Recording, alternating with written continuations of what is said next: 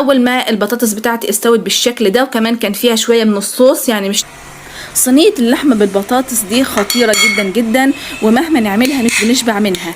هقولك على كل الاسرار وكل التكات اللي نعمل بيها الصينيه دي، حتى لو هتعملها لاول مره هتطلع معاكي ممتازه جدا. هنسلق اللحمه، هنجيب حله حلوه كده واسعه، هنحط فيها شويه من الزيت، قليل من الزيت. هنسخن الحله الاول وننزل فيها بشويه صغيرين من الزيت زي ما انا حطيت كده. بعد كده هبتدي انزل بالمنكهات بتاعتي. المنكهات دي عباره عن ايه؟ عباره عن حبهان، مستكه، قرنفل، ورق لورا، بصله تكون حجمها حلو كده، علشان البصل ده بيدي طعم حلو جدا للحمه وللشوربه بتاعت اللحمه، واحنا يهمنا ناخد طعم حلو وشوربه حلوه من اللحمه علشان الصينيه بتاعتنا والنتيجه النهائيه تطلع حلوه جدا وطعمها حلو. بعد كده هنزل باللحمه بتاعتي بعد ما اكون غسلتها، هنزل بيها في الحله كده بالشكل ده، وهكون معليه النار عشان اللحمه بتاعتي تاخد صدمه اول ما تنزل في الحله، نسمع الطشه بتاعتها. دي مهم جدا جدا، دي مهمه علشان بتقفل مسام اللحمه، وكمان بتحافظ على اللحمه بتاعتي بعد ما تستوي انها تكون طريه من جوه. بعد ما اتاكد ان انا شوحتها تشويحه كده حلوه، هنزل بالميه بتاعتي على اللحمه واغطي اللحمه تماما بالميه. وكمان ممكن تضيفي للمنكهات اللي انا ضفتها دي فلفل اسود حب صحيح وعيدان من القرفة. لو ما عندكش الحاجات دي صحيحة هنضيف الفلفل الاسود المطحون والقرفة المطحونة، بس مش في الاول، هنضيفها قرب ما اللحمة بتاعتي تبتدي تستوي علشان ما تغمقش لون الشوربة. انا عندي الفلفل الاسود مطحون والقرفة مطحونة، وكمان ضفتهم في الاخر خالص قرب ما اللحمه ابتدت تستوي مع الملح. زي ما احنا عارفين الملح مش بنضيفه الا قرب ما اللحمه بتاعتي تستوي، لان الملح لو ضفتيه في الاول بيأخر تسويه اللحمه. خلاص كده بقى انت مهمتك انتهت مع اللحمه، وهنسيبها على النار لحد ما تستوي براحتها. كمان عايزه اقولك ان احنا عايزين كميه وفيره من الشوربه، فهتكون محضره جنبك ميه مغليه تكون سخنه جدا، علشان لو الميه بتاعت اللحمه قلت هنزودها، لان هنستخدم الشوربه بتاعتنا دي في صينيه البطاطس، وكمان هنعمل بيها الرز اللي هنقدمه مع الاكله بتاعتنا.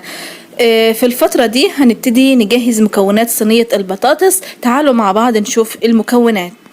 مكونات صينيه البطاطس كالاتي زي ما انت شايفه قدامك. معانا بطاطس، 3 بصلات، طماطميتين، فلفل، معانا توم، معانا الملح والبهارات هقول لكم عليها بالتفصيل، معايا كمان عصير طماطم مضروب في الخلاط. كل دي المكونات اللي هنعمل بيها صينيه البطاطس الخطيره. هنبتدي نجهز بقى. هنقطع البطاطس بتاعتنا حلقات زي ما انت شايفه بالشكل ده، ويكون سمكها متوسط، لا رفيع او ولا تخين قوي، علشان حتى ما تستوي تكون مستويه ومحتفظه بشكلها، ما تكونش مهريه معانا في الصينيه. والبصل بتاعي قطعته مكعبات صغيره بالشكل ده، استخدمت بصلتين بس، والبصله الثالثه عملتها حلقات بالشكل ده، وقطعت الطماطم حلقات والفلفل حلقات. معايا الثوم فرمته بالشكل ده، الملح والتوابل معايا ملعقه متوسطه من الملح، كزبرة ناشفة، فلفل اسود، كمون، بابريكا، كركم، زنجبيل، شوية من خلطة البهارات، قرفة مطحونة. استخدمت حوالي ملعقة صغيرة مش مليانة قوي من كل حاجة. معايا عصير الطماطم المضروب في الخلاط. كمان الصينية بتاعتنا اللي هنستخدمها وريتها لكم بالشكل ده. هنستخدم الصينية بتاعتنا مقاسها يكون مناسب طبعا للكمية اللي هتعمليها. بعد كده هنزل اول حاجة خالص بالبصل المقطع مكعبات صغيرة بالشكل ده، هنزل عليه بالملح والتوابل والبهارات. لو اي حاجه مش متوفره عندك منها ممكن تستغني عنها، مفيش اي مشكله. باقي التوابل دي منكهات بتدي طعم وبتعزز نكهه الصينيه بتاعتنا، لكن التوابل الاساسيه اللي احنا بنستخدمها في كل الاكل بتاعنا اللي هي الفلفل الاسود، الكمون، الكزبره الناشفه، بتخلي الاكل طبعا روعه. لكن باقي التوابل والمنكهات دي اضافه بتدي طبعا طعم وريحه حلوه للاكل. بعد كده لما ضفت الملح والتوابل بتاعتي التوم المهروس على البصل. ابتديت ادعكهم كويس جدا بايدي لحد ما البصل ابتدى يدبل وينزل الميه بتاعته. بعد كده ضفت البطاطس المقطعه حلقات بالشكل ده وقلبتهم مع بعض كويس جدا جدا. الخطوه دي مهمه جدا وبتدي نكهه حلوه جدا للبطاطس.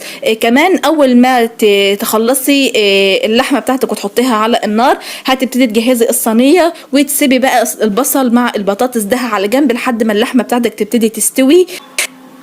في الوقت ده اللحمة ابتدت تدخل على التسوية. ضفت الملح و رشة صغيرة من القرفة المطحونة وكمان الفلفل الأسود وقلبتهم بالشكل ده. وكمان المية بتاعتي كانت قلت فزودتها مية وسبتها تغلي شوية.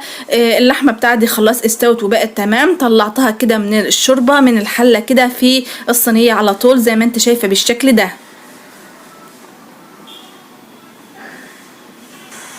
عايزه اذكركم اضغطوا على زر اعجبني تحت الفيديو وكمان اكتبوا لي تعليق حلو. احلى تعليق يشجعني ان انا استمر واكمل فيديوهات. هطلعوا معايا الفيديو الجاي هكتبه في اول الفيديو. واكون شاكره ليكم جدا جدا لدعمكم ليا. وكل حد بيشوفني يبعت القناه لصديق واحد عنده. بعد ما ضفت اللحمة على البطاطس بالشكل ده هبتدي انزل بيه عصير الطماطم المضروب في الخلاط بالشكل ده. وكمان هزود الصينية بتاعتي من الشوربة زي ما قلت لكم. شايفين الشوربة بتاعتي جميلة جدا جدا. هنزل بالشوربة الحلوة دي على الصينية مش هزودها اي مية هزودها شوربة فقط لا غير. وكمان هخلي الشوربة بزيادة شوية لان صينية البطاطس حلاوتها في الصوص او الصوص اللي هو الاحمر بتاعها اللي بيكون متبقي معاها بيكون لذيذ جدا جدا وبيخلي الصينية حلوة قوي. يبقى انا هزود اللحمة بتاعتي الصينية بتاعتي من الشوربة بتاعت الصينية وهخليها بزيادة شوية مفيش منها اي مشكلة. كمان اللحمة هتستوي يعني اللحمة بتاعتنا مستوية كمان هتستوي وتغلي مع البطاطس هتاخد من طعم الصينية وهتستوي اكتر وهتكون دايبة وطعمها حلو جدا جدا مع الصينية بتاعتنا. نسيت اقول لكم كمان هحط حلقات البطاطس والطماطم والفلفل دي على الوش بالشكل ده. مهمة جدا بتدي شكل حلو وكمان بتدي طعم حلو وبتفتح النفس لان احنا عارفين ان العين مش بتاكل يعني العين بتشوف الاكل الاول وبعد كده نفسها بتتفتح على الاكل طبعا. الصينيه بتاعتي دي ممكن تاخديها تغطيها وتدخليها الفرن كامل التسويه في الفرن بتاعك وما تستوي كويس جدا وتاكدت ان هي استوت هتفتحي الغطا وتفتحي عليها الشوايه عشان تحمر من على الوش.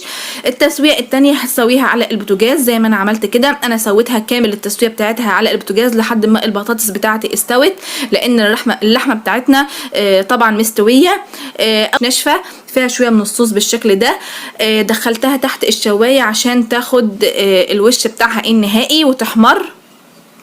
شايفين حلقات البطاطس والفلفل والبصل شكلها حلو ازاي في الصينيه. اضافه جميله جدا اتمنى تجربوها. وكمان قبل ما ادخلها الفرن دخلتها في الفرن تحت الشوايه علشان تحمر. في الوقت ده هبتدي اجهز الرز. مش هوريكم الشكل النهائي لصينيه اللحم بالبطاطس الا لما نعمل الرز الابيض بالشعريه مع بعض اللي هنقدمه جنب الاكله بتاعتنا. جبت الرز بتاعي كده حوالي كوبايتين من الرز وغسلتهم كويس كده. لازم الرز بتاعك تغسليه كويس جدا جدا بالميه لحد ما الميه النهائيه بتاعته تكون بيضه ومفيش فيها اي حاجه طبعا بالشكل ده. ويصفي الميه كويس جدا من الرز.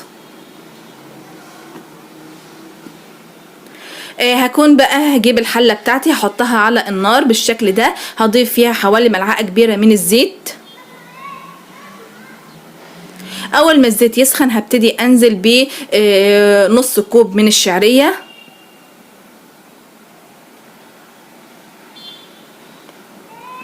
هحمر الشعريه مع الزيت بالشكل ده. ممكن تستبدلي الزيت بسمن او تحطي زيت وسمن على حسب رغبتك طبعا. هحمر الشعريه بالشكل ده. اول ما تاخد اللون الحلو ده هبتدي انزل بيه الرز بتاعي واقلبه كويس جدا مع الشعرية والزيت علشان الرز بتاعي يكون مفلفل ويكون لامع. بعد ما قلبت الرز كويس جدا مع الشعرية هبتدي اضيف المية.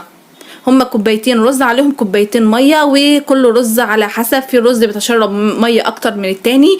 الرز اللي عندي مقدار الرز على قد مقدار الميه بالشكل ده. وكمان هضيف ملعقه صغيره من الملح. انا كمان زودت الشوربه الرز بتاعي ده، زودته حوالي كبشتين من شوربه اللحمه. اول ما الرز بتاعي تشرب الميه هبتدي اخلي درجه الحراره منخفضه جدا جدا، واغطي عليه واسيبه لحد ما يبتدي ينضج ويستوي براحته. وده الشكل النهائي للرز بتاعي بعد ما استوى. ودي صينيه اللحمه بالبطاطس بعد ما خرجت من الفرن تحت الشوايه بالشكل ده. وده الشكل النهائي بتاعها. يعني شكلها بيتكلم عن نفسها يا بنات، وريحتها طبعا يعني جميلة جدا جدا وتفتح النفس. لازم تجربوها وتقولوا رأيكم في التعليقات. ده الشكل النهائي مع بعض.